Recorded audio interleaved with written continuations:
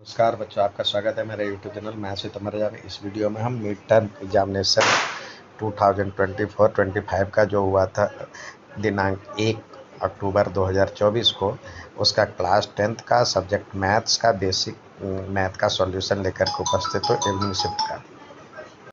देखते हैं सवाल। यहाँ पे कह रहा है दी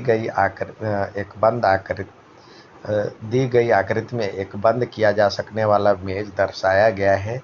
ये तो इसमें कह रहा है अब सीधे सवाल की तरफ आते हैं। दो त्रिभुज समरूप होते यदि उसके संगत कोण बराबर हो और संगत भुजाएं, यानी जो इसका सवाल है, two triangles are similar and corresponding angles are equal and corresponding sides are,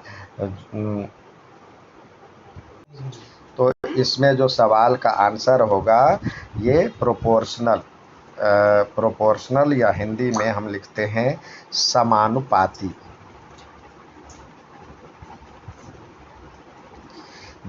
यदि दो त्रिभुज सर्वांगसम होते हैं तो क्या वो समरूप भी होते? सर्वांगसम यानी जो होता है लेंथ भी बराबर हो जाएगा तो कोण तो बराबर होते ही है, और ये भी समानुपाती यानी 1:1 हो जाता है। तो ये यस हाँ लिखेंगे। यदि दी आकृति में दो अंतः एकांतर युग्मों के नाम लिखिए। अर्थात आपसे कह रहा है जो कि इसमें एकांतर कोणों के नाम लिखने के लिए, तो एंगल 1 बराबर में एंगल 3 हो जाएगा एकांतर युग्म का, और एंगल 2 बराबर में एंगल 4 हो जाएगा। और कह रहा है इज AOB और OCD, OAB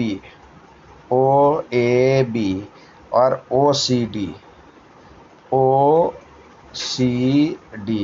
ये रेसिप्रोकल है, समरूप है। तो देखिए एंगल 2 बराबर में एंगल 3 बराबर में एंगल 1, तो ये एंगल बराबर में ये एंगल होता है। तो O पे दोनों है, O और C, तो ये दोनों बराबर है, हाँ लिखेंगे यस। अब इसी में अथवा कह रहा है जो कि जब ये दिया हुआ है तो आपको AB की लंबाई निकालनी है, यानी OA अपॉन में OB बराबर में OD अपॉन में या DO अपॉन में OB दिया हुआ है। और साथ ही कह रहा है जो कि DC, अब देखिए DC अपॉन में AB होना चाहिए, तो DC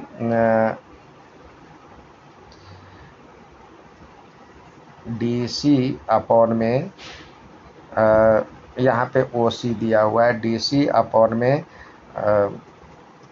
AB होना चाहिए,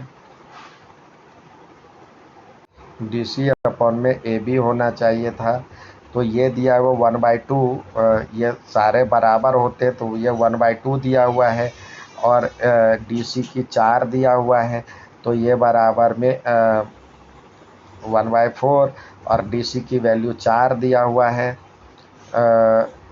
ये 1/2 है, अपॉन में AB बराबर में 1/2 होना चाहिए, तो AB बराबर में 8 हो जाएगा, 8 सेंटीमीटर। इसका आंसर हो जाएगा AB बराबर में 8 सेंटीमीटर। नेक्स्ट देखते हैं। यहाँ पे सवाल कह रहा है लाइब्रेरी हमें किताबों से दोस्ती करने का अवसर देता है। कई संगठनों ने लाइब्रेरी के माध्यम से समाज में पढ़ने की आदत विकसित करने की शुरुआत की। ऐसे ही एक लाइब्रेरी में पहले 3 दिन का किराया मान लेते हैं, तो यहाँ पे दिया हुआ पहले 3 दिन का किराया X है, और बाकी उसके बाद जो है नियत किराया है। प्रत्येक अतिरिक्त दिन का भाड़ा अलग लिया जाता है जिसका Y दिया हुआ है। तो कह रहा है एक किताब को 8 दिन पढ़ने के लिए लिया गया, तो 8 दिन पढ़ने के लिए लिया गया तो क्या हो जाएगा, पहले 3 दिन तो X पहले के लिए तो X बना, बाकी कितने दिन हो गए उसमें से 3 घटा लेंगे तो ये हो जाएगा 5 दिन बाकी बचा, उसको y से गुना करेंगे, ये 55 हो जाएगा। जबकि एक किताब को 10 दिन के लिए लिया गया तो 10 दिन के लिए पहले के लिए हो जाएगा x, और दूसरे के लिए बाकी जो दिन हुए 7 दिन रह गए, 3 दिन घटाएंगे तो ये बराबर में 67 हो गया। अब आइए, ये 2 इक्वेशन बन गया। अब सवाल और क्या कह रहा है, तो रोहन द्वारा दी गई रकम का रैखिक समीकरण और युग्म, तो पहले कौन ले रहा था, पहले ले रहा था यहाँ पे पहले जो है रोहन लिया था, 55 रुपये दिया था। तो रोहन वाला जो ये इक्वेशन है x+5 = 55, ये हो गया फर्स्ट का आंसर। और दूसरा कह रहा है, दूसरा आपसे कह रहा है जो कि इसी में पूजा के द्वारा दी गई रकम, तो पूजा जो है दूसरे बार जो किताब लिया जा रहा है वो लिया जा रहा है, जबकि एक किताब 10 दिनों के लिए रखने के लिए ये पूजा रख रही है, तो ये दूसरे के लिए, ये दूसरे का आंसर ये हो जाएगा। अब इसमें सवाल और क्या पूछ रहा है, नियत भाड़ा और अतिरिक्त भाड़ा निकालना है, यानी x और y की वैल्यू ज्ञात करना है। तो इस इक्वेशन से 2 इक्वेशन हो गया आपके पास, एक हो गया x+5y = 55 है, और दूसरा x+7y = 67 है। तो ये इक्वेशन 1, ये इक्वेशन 2। तो इक्वेशन 1 माइनस इक्वेशन 2 करेंगे तो ये हो जाएगा x+5y = 55 और x+7y = 67। तो घटाएंगे तो इस तरह से ये कट गया, और इधर बचा -2y -2y इसमें से करेंगे तो ये हो जाएगा -12, तो y = 6 हो जाएगा। और x की वैल्यू किसी एक इक्वेशन से समीकरण 1 से हम चलते हैं तो ये हो जाएगा x + 6×5 = 30 बराबर में 55, तो x बराबर में हो जाएगा 25। तो नियत किराया 3 दिन के लिए, नियत किराया 25 रुपये है, और अतिरिक्त किराया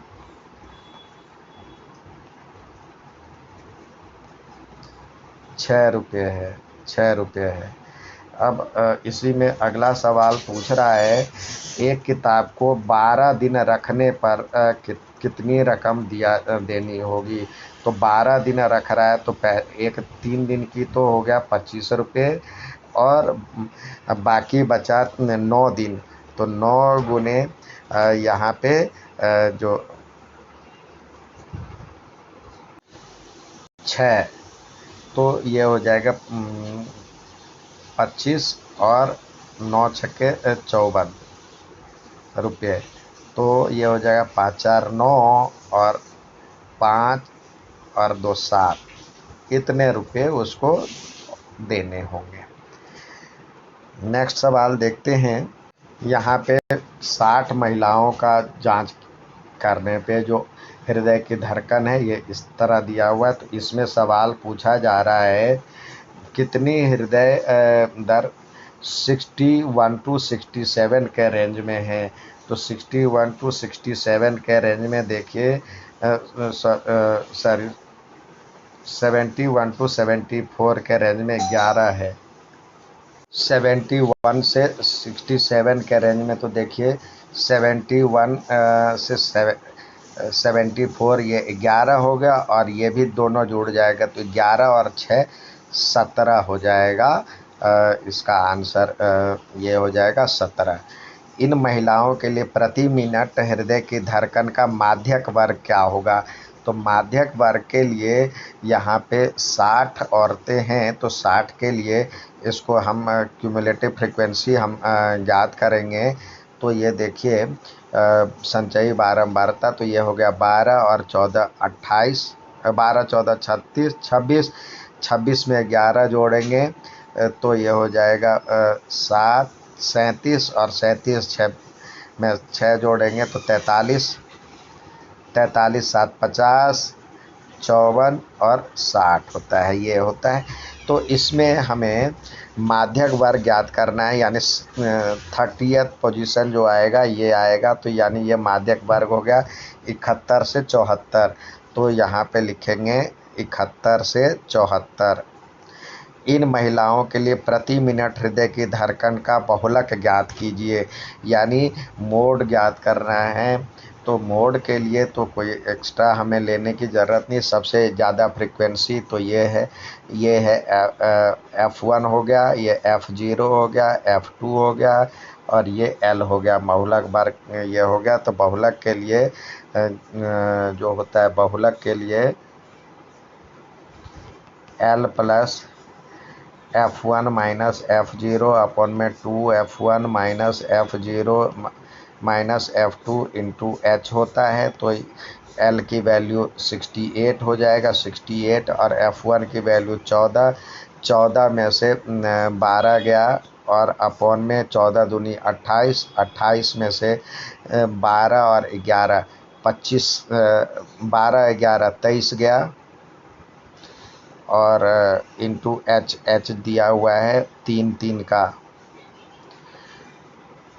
तो इस तरह से ये हो जाएगा 68, और प्लस में 2 अपॉन में ये 5 इंटू 3, तो 6, यानी ये हो जाएगा 68 प्लस 6/5, तो ये हो जाएगा 69.2 इसका आंसर हो जाएगा। नेक्स्ट देखते हैं, कह रहा है इन महिलाओं के लिए प्रति मिनट हृदय की धड़कन का माध्यक ज्ञात करना है, यानी मोड मीडियन ज्ञात करना है। तो मीडियन के लिए हमने बहुलक ये बना ही लिया हुआ है, माध्यक वर्ग बना ही लिया, मीडियन क्लास बना ही लिया हुआ है। तो इस तरह से हमारा जो माध्यक वर्ग इसका जो था हमारा ये था ही, और उसके लिए ये F हो जाएगा और ये CF हो जाएगा। और तो इस तरह से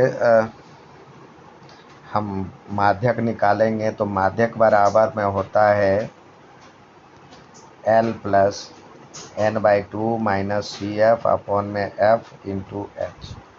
तो इस ये हो गया 71 प्लस N/2, तो 60 का आधा 30 हो जाएगा, 30 में से ये 26 गया, और अपॉन में 11, और H जो है 3 दिया हुआ है, तो ये 71 प्लस ये 4/11 गुने 3 हो जाएगा, यानी 71 प्लस 12/11 हो जाएगा, जिसको सॉल्व करेंगे तो ये हो जाएगा 72.09 इसका आंसर हो जाएगा। ये था सेक्शन डी का सेक्शन ई का सॉल्यूशन। उम्मीद है समझ में आएगा। अच्छा लगे तो लाइक सब्सक्राइब शेयर ज़रूर करें। धन्यवाद।